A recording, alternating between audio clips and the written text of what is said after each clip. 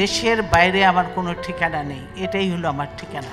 বাংলাদেশের রাজনৈতিক ইতিহাসে প্রধানমন্ত্রী হিসেবে 3 বার দায়িত্ব পালন করেছেন বেগম খালেদা জিয়া। তবে রাজনীতিতে প্রবেশের আগে খালেদা জিয়া ছিলেন নিতান্তই গৃহবধূ। তার স্বামী সাবেক রাষ্ট্রপতি জিয়াউর রহমানের সাথে থাকতেন ঢাকার সেনানিবাসে। 2 শিশু সন্তান আর সংসার নিয়েই ছিল তার জগৎ। 1981 সালে 30 মে রাষ্ট্রপতি জিয়াউর রহমানকে হত্যার পর খালেদা জিয়ার পুরো জগৎই বদলে যায়। রাজনৈতিক দল হিসেবে বিএনপি তখন দিশেহারা ও বিপর্যস্ত। এরপর দলের নেতাকর্মীদের আহ্বান, বাস্তবতার চাপ এবং কঠিন সময়ের ডাক তাকে রাজনীতির ময়দানে নামতে বাধ্য করে। সেখান থেকেই শুরু হয় 4 দশকেরও বেশি সময় ধরে চলা এক সংগ্রামী পথ চলার।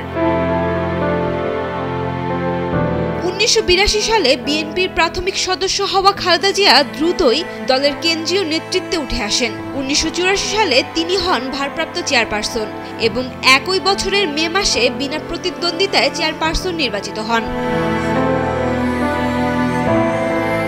সামরিক শাসক এরশাদের বিরুদ্ধে আপোষহীন আন্দোলন তাকে দেশনেত্রী হিসেবে প্রতিষ্ঠা করে। এরশাদের সময়ে বিএনপি যখন 1986 সালে নির্বাচন বর্জন করে, তখনই জনগণের কাছে তিনি হয়ে ওঠেন আপোষহীন নেতৃত্বের প্রতীক। এরশাদ বিরোধী একদফা আন্দোলনের নেতৃত্ব দিয়ে 1991 সালের নির্বাচন জয় করেন তিনি এবং দেশের প্রথম নারী প্রধানমন্ত্রী হন। এরপর 1996 এবং 2001 মোট 3 দফা দেশের প্রধানমন্ত্রী হিসেবে দায়িত্ব পালন করেন তিনি।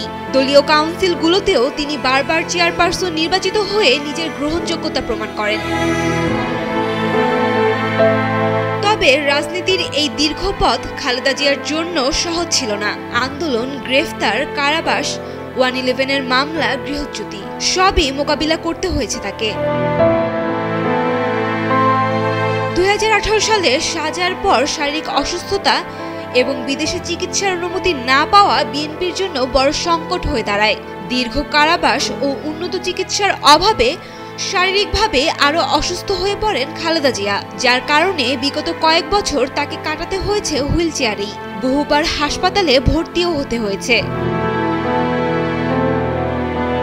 4 দশকের রাজনৈতিক জীবনে ব্যক্তিগত স্বাচ্ছন্দ্য নয়, বরং দলের প্রতি অঙ্গীকার ও আপোষহীনতা, এই 2 গুণই খালেদা জিয়াকে বাংলাদেশের রাজনীতিতে এক অনন্য উচ্চতায় পৌঁছে দিয়েছে।